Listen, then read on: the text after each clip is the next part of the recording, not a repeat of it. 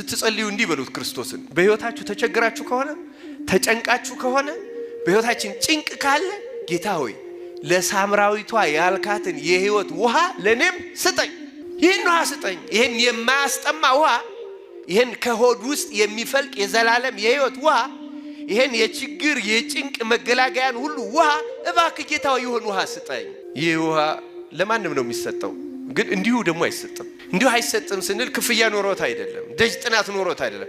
አንድ መስፈርት ግን አለው። ክርስቲያኖች በምድር ላይ ህይወታችን ትክክል የሚስተካከለው የሰማዩን ህይወት የሚያስገባ ውሃ በህይወታችን ስንቀዳ ነው። ልንገራችሁ አልስተካከል ያለን ያን ውሃ ስላልቀዳ ነው። ለዛ ነው የማያስጠማ የሚለው። ለምን ሌላው ያስጠማል።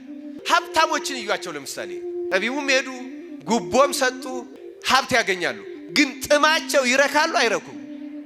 ማን ነው በሀብቱ የህይወት ጥሙ የረካው? ውስኪ ቢጠጣ አይለቀውም። 7 ስታር ሆቴል ቢያድር ምንም ሲቃዥ ያድራታል። የህይወት ዋዳ እስካልቀዳ ድረስ አይረካም።